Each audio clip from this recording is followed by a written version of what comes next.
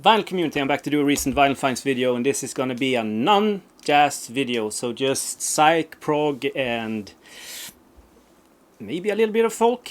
And this has, to me at least, 2 grails in it, but I'll show that last. I think that's more fun, isn't it? It's like a tradition, you know, show the best stuff last, but you can always skip to the... Okay, cue music.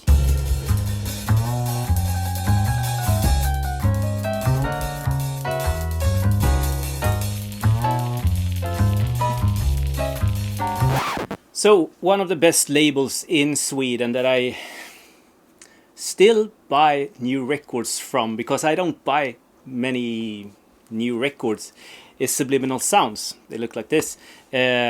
Stefan over at Subliminal Sounds is just a fantastic guy, and they have been holding the banner of psychedelic music way high. So check Subliminal Sounds out if you haven't. My 2 latest purchases, and I recommend these very much. This is Skenet. This is Swedish folk psych at its absolute best. Sounds like this was made in the 70s. This is from 2015, and this is from 18. And you can find them, I think they're still available at Subliminal Sounds homepage. So I'll leave links below for you to check out. So go ahead, go over to Subliminal Sounds and support them. So the next one is this. I don't have many test pressings, so it's kind of cool when you find one. I paid 10 euros for this. This is this record, Kim Fowley's, a psychedelic sort of a little bit of a poppy record, released in 1970. Kim Fowley went over here to record and produce some records for himself and other artists on, I think, Musiknätverket Vaxholm. This is his solo release that he released here in Sweden, The Day the Earth Stood Still, and I think that this is the test press of the 1980 second press, the reissue of this from 1980.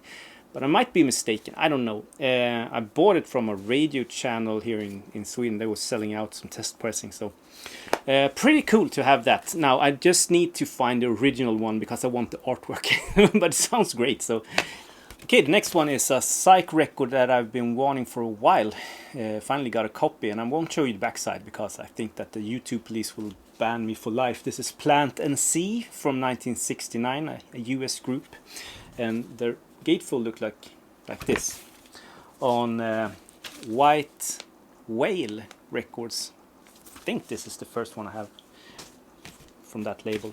This is a psychedelic, I'm not going to say masterpiece, but it's a really, really great and iconic sort of American psych record from '69. So check it out if you haven't heard this. Highly recommended. The next record is Tir Na Nog, self-titled record from 1971. This is a UK or Irish folk record with a duo released on Chrysalis. Did you hear that? Listen to this. And this is awesome. I mean, if you're into the sort of pentangle folk, Fairport Convention, and those guys, this is right up your alley. I bet it is. It's a great sort of, and in my opinion, a little bit of a forgotten gem in this category. They released 3 records from 71 to 73. Then they had a hiatus until 99, I think, and I've never heard anything more than this. So maybe the sort of early ones I should check out, but great record, highly recommended. The next one is a Swedish press of a UK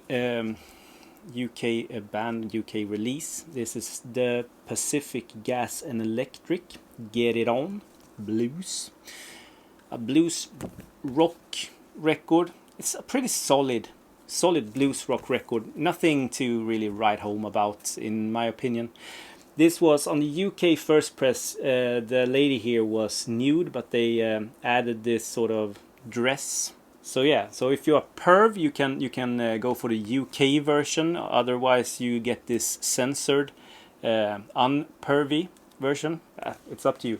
My version is on the Sonnet label. This was released here in Sweden 1969, but originally released 1968. So if you're into the sort of the UK blues rock with John Mayall and the early Fleetwood Mac, stuff like that, this is maybe up your alley. A little bit more rock maybe than those guys. But so this next one is fairly easy to get, and it's not super expensive at all. This is Mortimer, released in 1968. US band. They only released this, and it's in my opinion, a pop psych record in the vein of Beach Boys and those other bands from that time period. But this is one of those sort of obscure ones. It's not re-released. It didn't sell nearly as much as the more famous bands, and just went out in obscurity. So acid archives sort of thing that you can find pretty easy, pretty cheap, and I love those sort of records. It feels like you struck gold when you find it. So yeah, Mortimer 1968. Get it, psych pop or pop psych, psych pop or pop psych. I have no idea. The next one, once again, like a psych, not masterpiece, but there are fantastic songs on this one, and it costs nothing. I've never seen this before. Yeah, they released one record before this in 1968, but this was released in 69. Brotherhood, self-titled record, US band, US press. This is a fussed out monster, and they do a cover version of California Dreaming, which is just like the best version I have ever heard. Think of it's like Jimi Hendrix have a little bit more soul and fuss out to the max. That's how this sounds, like a heavy Hendrix. Heavy Hendrix. It's on RCA Victor Flimsy. I thought it was a Dynaflex, but I think this is too early for being a Dynaflex. Again, like $10. You can find this for $10. Fantastic record. Check it out. Okay, so now we start to tread in the really, really good stuff. I'm probably the last one on earth who gets into Pentangle. And I don't know why I have sort of missed this band. I've heard bits and pieces of it, but I haven't hunted it out on vinyl. And I was so glad to find Basket of Light 1969. This is a UK first press on Transatlantic. This. And if you, probably all of you know this, but it's a UK folk band. You have Burt Yank and John Renborn, also Danny Thompson and Terry Cox. Fantastic folk record. Highly recommended. This is a pillar on the sort of UK folk scene, and I think that Pentangle is growing to be my favorite sort of folk, more commercial folk band. So when I bought Basket of Light, I also found this at that seller's Discogs page, I think it was. This is Cruel Sister from 1970, so I think it was the follow-up to Basket of Light. Not sure. And this, I think that this is my favorite. The song Cruel Sister, I don't know who came first. It's a traditional song, but the Norwegian band Folk did a cover of that, or their own interpretation of it, maybe. Both fantastic, and the song is great, so check that out. This is UK traditional folk at its absolute best. Fantastic. And here's the label for all you label nerds. This next one has been on my want list for I don't know how long. It's an iconic band, iconic debut, iconic cover, and it's to die for. This is Magma's debut record, a French freak out psych band. I don't know if it even counts as psych. It's almost like a freak of its own.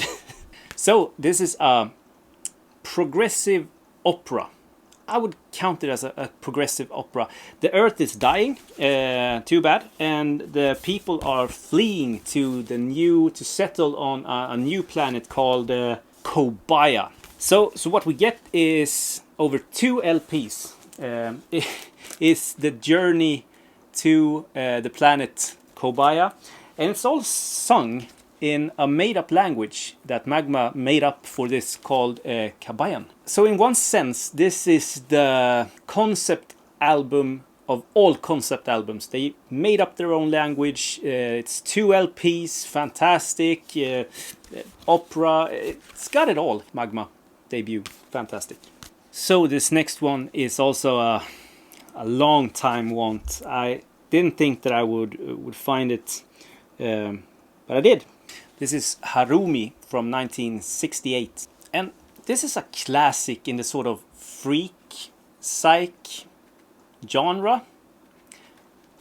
It's recorded on Verve or Verve Forecast. I'll show you the label soon, but it's the same label that released Zappa, but it's not Zappa-esque at all. It's not that freaky, and I mean, Velvet Underground were released on Verve, but it's not that arty. It's somewhere maybe just in between. So you have the gatefold and the backside and the label. 2 LP set. And I think that the myth around Harumi, this guy that made the record, if it was this guy who made the record, is contributing to this being as known as it is, and as sought after also. But the music talks for itself, definitely. There's nothing written about this guy. He made this record and then disappeared from the face of the earth. No one knows where he went, and we don't know who's playing on it. The first record is shorter songs, very like hippie psychedelic, fantastic. The second disc is just one long, each side is just one long jam and spoken word. And I have to be honest, I think that the first disc is the one. It's cool. It's 1968. It's a historical sort of document, in my opinion, the second disc. But the first disc that's the shit. So I tried to Google as much as I could about this, but I couldn't find more information that I told you now. So if anyone knows anything about this, just let me know in the comments below. Just write whatever you know about Harumi. Great record. 2 more to go, and definitely saving the best for last. And in my opinion, I think this is a grail. If grail is one that is pretty hard to get, pretty expensive, and you've been looking for it for a while, we can have this discussion all night long. But let's just say that these 2 are grails. And this is the Idle Race. So Jeff Lynne's, I think, first band before he moved on to Move, and then obviously started Electric Light Orchestra. Idle Race started in the 60s, and this was their debut 1968 in the UK. So this is a UK first press. Inside of the gatefold. So that's the birthday party right over there. And here you have the list of all the names. Somewhat almost like a sort of spoof on Sgt. Pepper. I don't know. This is a fantastic pop psych record, and it's more Jeff Lynne than anything that Jeff Lynne has ever done after this, in my opinion. This really sounds like Jeff Lynne, if you know what I mean. It's so well written, so well played. Every single song is just a delight, and it's impossible to listen to this without smiling and laughing. Even if the most known song, I think The Birthday, if it's Happy Birthday, even if that's a total ripoff of Penny Lane and feels very, very sad in its both delivery and the writing, doesn't matter. You just smile. Without talking too much about this, highly recommended. I'm going to show you the label also on Liberty. Okay, so this next one, it's one that I've been after forever, and it arrived. I ripped that package open. I hit the turntable, dropped the needle, and when it started to play, I just screamed out like, fucking finally, because it's been so long, and it felt like I was the last one to have an original press of this monster of a record. And it's not in the best shape, but it's mine. This is Jericho. And Jericho is an Israeli band to start with, but they moved their business to, I think, the UK. And if we look at the back side here, it's Hebrew, and it says Jericho, if I read correct. I don't know Hebrew. They started off as Churchills, and it's labeled as heavy psych, but maybe it's more of a heavy rock record. I don't know. Heavy psych, heavy rock. I mean, it's dancing on that fine line, isn't it? There's the AM label right there. And I mean, what a ride. What a record. From start to finish, not a bad second. I mean, it's, spoiler alert, it's the perfect heavy rock record. In my opinion, nothing comes close. Nothing. And it's like the foundation of the heavy blues or heavy psych or heavy rock record, if there ever was one. If you go to a dictionary and look up heavy rock or heavy psych, it should be just a picture of this. And I'm not even exaggerating. This is better than most that is put out in 1971. And believe me, there was a lot of stuff released in 1971. So just get the first press of this. Get the reissue of this. Get the CD, get the cassette, get the streaming. Hell, just get the mini disc of this. I don't care. Just get it. It's a 11. It's a 11 out of 10. So that's it. Hope you enjoyed the record I showed, and if you have any questions or stuff like that, just write in the comments down below and I'll try to answer them as soon as I can. But I'll answer every single comment that you guys hit me with. Have a nice day, everyone.